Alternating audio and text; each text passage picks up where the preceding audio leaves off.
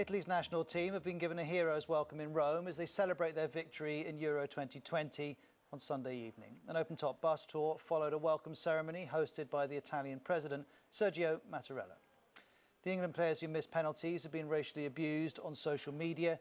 Their coach and the Prime Minister are among those who've condemned the attacks. The South African military has been deployed in KwaZulu-Natal and Gauteng provinces as violence continues into a fifth day, sparked by the jailing of the former president, Jacob Zuma.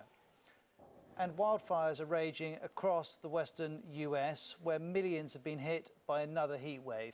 Firefighters say conditions are so harsh, water is evaporating before it hits the ground. Those are the headlines on BBC World News. In Cuba, thousands protest against the government as the nation continues to suffer a severe economic crisis. In Jordan, a state security court sentences 2 former officials to 15 years in prison for involvement in a plot against King Abdullah II. In the Philippines, hundreds marched to China's consulate in Manila to mark the anniversary of a UN decision supporting the country's territorial rights in the South China Sea. And in Japan, Tokyo begins another state of emergency shortly before the opening of the Olympic Games on July 23rd. Tokyo is back under a state of emergency less than 2 weeks before the start of the Olympics. The government wants to tackle a rise in coronavirus infections by encouraging people to stay home and stay safe, but the advice is bad news for struggling businesses. Tokyo Station was nearly as busy as usual on Monday, despite a call to cut back on commuting. Locational data show the number of people dipped slightly, but it's still 40% more crowded than on an average Monday during Tokyo's first state of emergency. This declaration is Tokyo's 4th. The trend of week-on-week increases in new infections continued on Monday, with the capital reporting 502. COVID-19 concerns had already prompted Olympic organizers to ban spectators at Tokyo area events. Companies are buckling under this double blow. This one caters to tourists and was looking forward to an Olympic boost. Instead, most of its fleet remains parked. With the latest emergency declaration, almost all tours departing from Tokyo had to be canceled. It's unavoidable given the situation with the virus, but it's still very sad that this opportunity to travel has been taken away. This sports bar also hoped to make up for lost revenue during the games. Instead, it's being hit with a new government request to close early and stop serving alcohol. I was hoping the Olympics would help bring back some business. But now, I don't think I can expect anything of the sort.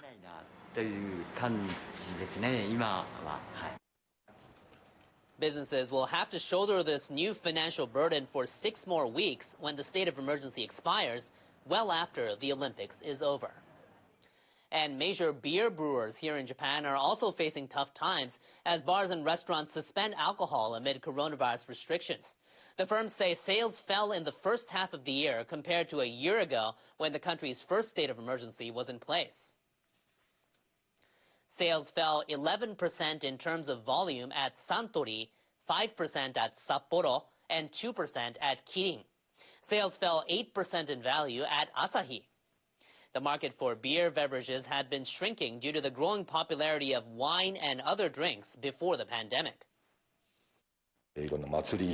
With seasonal events and the Olympic Games being held, we expected demand to return. It's disappointing that it's still low, and the situation will remain challenging. The breweries are boosting their canned beer offerings and rolling out new products with reduced sugar and alcohol to try and capture stay-home demand. Now, more people than ever seem dissatisfied with the government's direction with the Olympics just around the corner. NHK's latest Olympic opinion poll suggests the approval rating for Prime Minister Suga Yoshida's cabinet has reached a new low. More than 1,200 people responded to this weekend's survey. 33% said they support the cabinet, down 4 percentage points from June. The disapproval rate rose 1 point to 46%, also setting a record. When it comes to the coronavirus, more than half of the respondents said they do not approve of how the Suga administration is handling the pandemic. They were somewhat split on Tokyo's latest emergency declaration.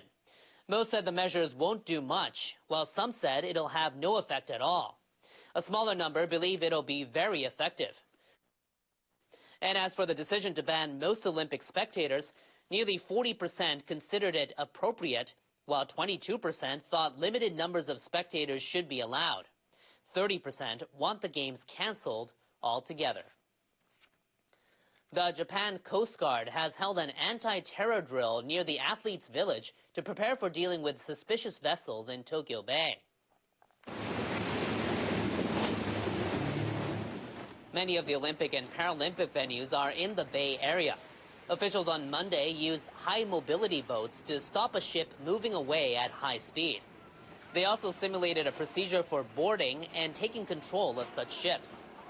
The Coast Guard plans to deploy patrol vessels around Tokyo to provide round-the-clock security. The risk of terror attacks remains even though the games will be held without spectators. We will take all possible measures on the sea throughout the Olympics and Paralympics. From Tuesday, the Coast Guard will ask vessels to stay out of some areas near venues for about 2 months.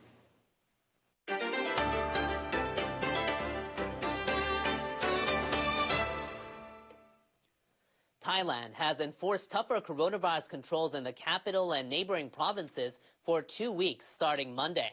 New daily infections have hovered around 9,000 in the past few days, and deaths have been in the dozens. The Delta variant, first identified in India, is blamed. Shops are closed in Bangkok except for essential businesses such as supermarkets and banks. High-risk places such as massage parlors and beauty salons have been told to shut their doors. People are urged to work from home as much as possible. It's unavoidable to stop infections. If it's not done, cases will keep spreading. It's not good because it hurts small businesses and operators. There are no remedy measures to help us at all. Police checkpoints have been set up across the capital to enforce the latest curfew. Travel across provincial borders has been restricted. Meanwhile, Thai Health Ministry officials say they'll give medical workers a booster jab of the Pfizer or AstraZeneca vaccine. The announcement came after 600 medical workers became infected despite being fully inoculated with China's Sinovac shot. Over 1 million AstraZeneca vaccines donated from Japan have been handed over to the Thai government. Thailand has been struggling to secure vaccines, and just 13% of the population has had at least one dose. Myanmar is also seeing coronavirus cases spike. The country faces a shortage of medical oxygen. In the largest city of Yangon, people with oxygen tanks line up at refill stations. Many COVID-19 patients must recuperate at home because hospitals aren't functioning properly due to confusion after the coup. On Sunday, state-run media reported over 3,400 new cases and more than 80 deaths. Those figures set record highs almost every day last week. Local media suggest the actual numbers are far higher as testing is limited. State-run media says Senior General Min Aung Hlaing agreed with the Russian government Moscow will give Myanmar 2 million vaccine doses. Min Aung Hlaing says Russia wants to help Myanmar make its own vaccine, and a Russian team will visit Myanmar this month to inspect its production plant. Authorities have imposed stay-at-home orders on about 20 more townships in Yangon and elsewhere. People must work from home except for essential workers.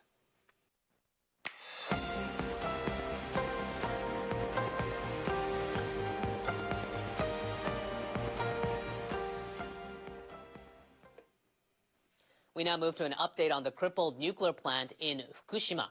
A robot designed to remove fuel debris has arrived at a factory in western Japan for performance testing. Removing molten fuel is the greatest challenge in decommissioning the plant. The robot was specially developed in the UK for this purpose. After the testing, the machine will be sent to a facility near the Fukushima Daiichi plant early next year for worker training. The plant's operator, Tokyo Electric Power Company, and the government plan to start removing the molten fuel within 2022. The schedule has been pushed back a year as the coronavirus pandemic delayed the robot's development. The government and the company aim to decommission the plant by 2051. In other news, Kyoto in western Japan has hired experts from outside as it works to rebuild its finances and bring new business to the city. An advertising company employee and a financial venture director were chosen from among more than 1,600 applicants for the positions being offered for the first time. The city's mayor announced the appointments at an online meeting. I want to make use of the benefits of Kyoto. I'll do this by combining people from both inside and outside the city. I was looking for ways to contribute to a regional society. I'll do that by drawing on my experience as a member of a private company. They'll be paid about $220 a day for coming up with ideas to make the city attractive for investment. They're expected to draw on their existing business contacts and will retain their current jobs. Their contracts with Kyoto last until next March. Next in weather, the rainy season is set to bring some showers to Tokyo on Tuesday. Our meteorologist Jonathan Oh has the forecast for here and elsewhere in our World Weather Report. Hello, we have been monitoring the very heavy rainfall that has impacted the western areas of Japan. Things for the moment are a little bit calmer, though we are looking at the rainy season front to continue impacting Japan, especially for the central and eastern areas of the country as we head toward Tuesday. You can see the cloud cover that has really impacted the region, and we're seeing that frontal boundary continue to linger in terms of bringing that precipitation and cloud cover. So again, the front's going to be moving slightly toward the east, at least the main focal point of it, and so we'll see much more rain for areas like the Kanto Koshin region coming up as we go through Tuesday. So Tokyo, you'll be seeing some rain, and even seeing plenty of cloud cover from Nagano up toward the north as well. Looking at a high of 29 degrees in Tokyo on Tuesday with clouds lingering on Wednesday, and still seeing highs in the upper 20s. Osaka, Hiroshima, Fukuoka looking at a dry couple of days, but then Osaka and Hiroshima will be picking up some rain as we head toward Thursday. Meanwhile, over in Europe, we've been monitoring a front that's been moving in along with a low-pressure system coming in from the Atlantic into the western areas of the continent. But it's going to slow down and eventually separate from the jet stream, so we are talking about rain and thunderstorms to linger in the western and central portions of the continent as we continue on throughout the day on Monday and Tuesday. So looking at the forecast here, we're looking at those showers and even some thunderstorms picking up from France into Germany as we go from Monday into Tuesday. Interestingly enough, we're also seeing some dust being picked up from the Sahara, and so that's going to be something that's going to be part of the forecast as we go throughout the next few days. Here's a look at Tuesday's forecast. Paris looking at some rain with a high of 20. Berlin looking at the possibility of some thunderstorms with a high of 31. And the heat is building toward the south and east. So Athens at 36. Vienna, you'll be seeing partly cloudy skies, a high of 34 degrees. Hope you have a good day wherever you are.